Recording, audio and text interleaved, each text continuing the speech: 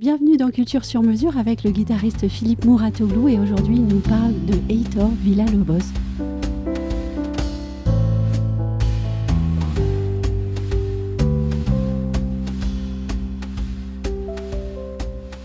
Bonjour Philippe Mouratoglou. Bonjour Anne-Sandrine. Vous souvenez-vous de la première fois quand vous avez entendu une pièce de Heitor Villa-Lobos ?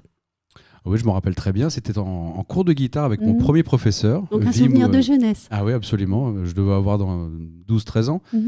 Mon professeur d'alors, Wim Hogewerf, qui m'a vraiment initié à la guitare classique et qui donc jouait lui-même avec le très beau son qu'il avait et qu'il a toujours d'ailleurs. Le prélude numéro 1 de Villa-Lobos, qui est composé en 1940. C'est le premier d'un cycle de 5 préludes.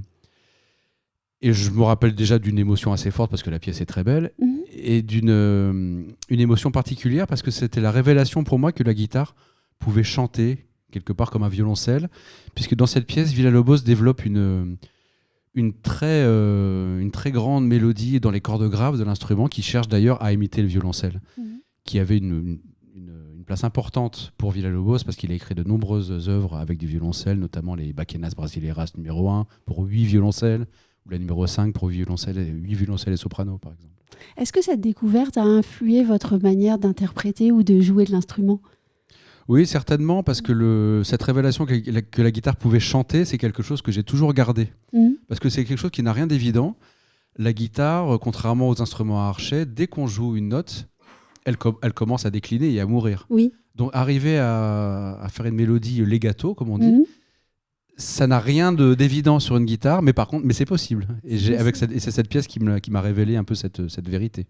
Comment est-ce qu'on peut définir l'univers musical de ce compositeur ? Alors je pense qu'il faut parler de deux piliers principaux pour définir Villa-Lobos. Le premier, ce serait l'influence de la musique dite savante occidentale, qui a massivement imprégné le jeune Villa-Lobos. Il citait d'ailleurs Jean-Sébastien Bach comme son maître absolu, quelque part. Oui. Ça, c'est l'influence de sa formation. Absolument. Et l'autre aspect très important, c'est l'influence de la musique traditionnelle brésilienne. Villa-Lobos, dans sa jeunesse, vers l'âge de 16 ans, il a quitté son domicile familial pour entreprendre une série de voyages qu'on pourrait qualifier d'ethno-musicologiques. Il a parcouru tout le Brésil, et notamment les régions du nord-est, donc les coins les plus reculés du Brésil, jusqu'en Amazonie, pour y recueillir des mélodies traditionnelles brésiliennes. Donc là, on ne parle pas quand on parle de musique traditionnelle brésilienne, on ne parle pas de samba ou de bossa nova, qu'on comprenne bien, on parle vraiment de mélodies traditionnelles ethniques et beaucoup plus ancestrales. Et on retrouve la trace de cela dans son œuvre, notamment son œuvre pour guitare, le prélude numéro 4 par exemple, et on retrouve clairement on sent qu'on entend une mélodie qui vient de très loin, c'est une évidence. Et dans d'autres de ses œuvres, on entend plus l'influence de la musique occidentale. Donc on a vraiment ce mélange des deux qui rend son style très reconnaissable et vraiment unique. Après, il y a d'autres choses importantes à dire. L'influence de la nature, par exemple. Villa-Lobos est très attaché à la nature. Il dit lui-même que sa musique doit chanter les cours d'eau, chanter les forêts.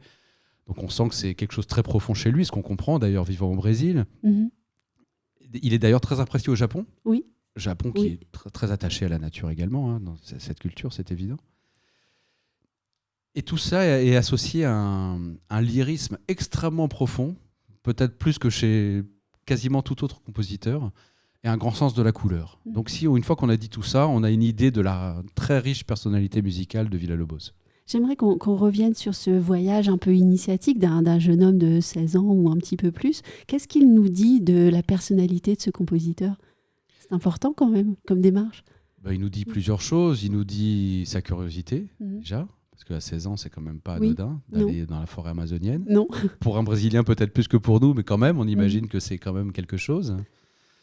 Il nous dit son indépendance d'esprit, sa volonté de ne pas être quelque part, de ne pas reproduire servilement la musique dite savante occidentale, mais de s'approprier sa propre culture.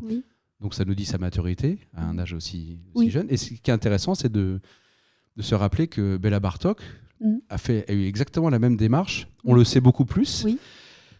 il a eu la même démarche à la même époque, puisque là, on parle de Villa-Lobos, ça devait être en 1900, début des années 1900, qu'il a fait en 1903, je crois, et Bartók, c'est exactement à la même époque qu'il est allé recueillir des mélodies traditionnelles, d'abord dans sa Hongrie natale, puis en Roumanie, puis dans le reste de l'Europe. Parmi ces pièces pour guitare, laquelle est, selon vous, la plus représentative de son œuvre ? Alors, si je devais en choisir une, je choisirais le concerto qu'il a écrit en 1951, concerto pour guitare et petit orchestre. Que vous allez comparer nécessairement à un autre grand concerto. On est obligé de comparer, quand on parle de concerto pour guitare, on pense tout de suite au concerto d'Aranjuez. Villa-Lobos, selon moi, a écrit l'autre très beau concerto pour guitare, qui peut tout à fait se comparer à Aranjuez, qui est donc ce concerto de 1951.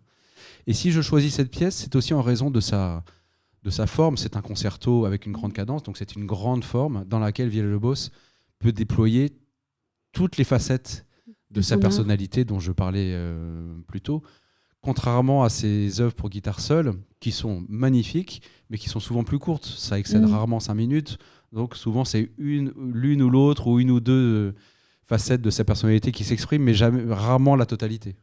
Et dans le répertoire de la guitare aujourd'hui, quelle place occupe-t-il ? Alors, en raison, d'une part, de l'existence de ce concerto, il occupe une place très importante. Forcément, puisque les concertos pour guitare de ce niveau ne sont pas légion. Bien heureusement, il y en a d'autres. Rodrigo lui-même en a écrit plein d'autres. Mais ce concerto lui accorde une place toute particulière. Et il y a une autre chose qui lui accorde une place particulière, peut-être encore plus importante, c'est la composition des 12 études en 1929, 12 études pour guitare, qui sont un cycle d'une importance capitale dans l'histoire de la guitare, puisque ces 12 études sont le pendant pour les guitaristes des études de Chopin pour les pianistes, c'est-à-dire c'est des défis techniques à relever absolument immenses. Mais, très formateur. Très formateur, mais en même temps c'est un cycle qui a un tel souffle musical, donc c'est un cycle qui a une unité en fait, portée par un souffle musical extrêmement puissant. Donc c'est vraiment comme les études de Chopin, à la fois défi technique et pure pièce de musique. Si vous pouviez poser une seule question à Heitor Villa-Lobos, ce serait laquelle ? Alors ce ne serait pas une question, ce serait plutôt une requête. J'aimerais bien lui mettre une guitare dans les mains et lui demander justement de jouer ce cycle des 12 études, parce que moi j'ai un fantasme vraiment de guitariste et d'interprète, parce que quand on est guitariste, on passe beaucoup de temps sur ces études tout au long de sa vie d'ailleurs. J'aimerais l'entendre jouer ce cycle pour comprendre sa conception de cette œuvre qui est tellement importante pour nous. Merci beaucoup, Philippe Morizot. Merci.